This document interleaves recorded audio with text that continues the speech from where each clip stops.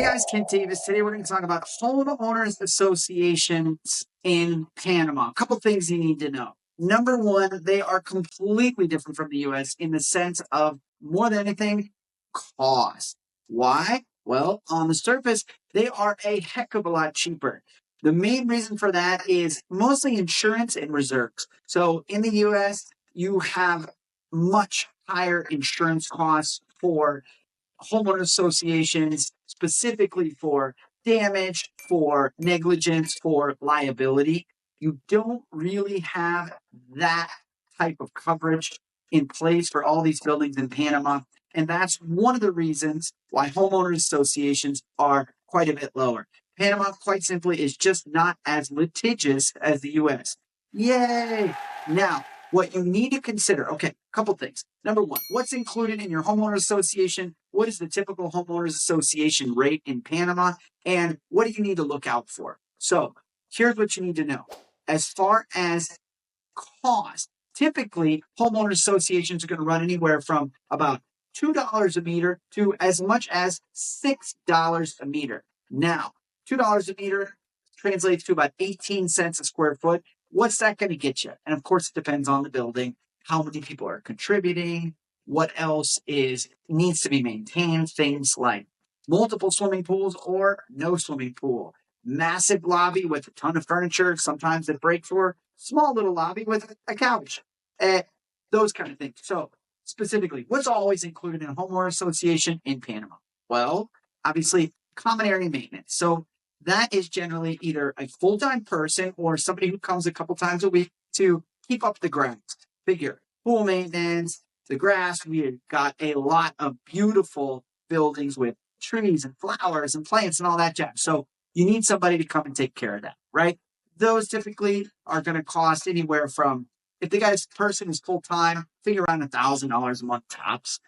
Security. All buildings in Panama have security. Panama's very safe, but all buildings in Panama have security, or at least 99% of them do. That is typically an agency that gives you 24-hour coverage. Your homeowner association will contract out that.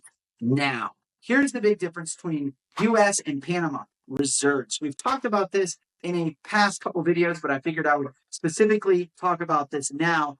Generally, homeowner associations in Panama, you're going to want to check those reserves and just understand that your monthly costs are a lot lower. So as I just mentioned, between $2 and like $6 a square meter. So breaking that down for you, typical 2-bedroom, 2-bath, let's call it 100 meters or about 1,200 square feet.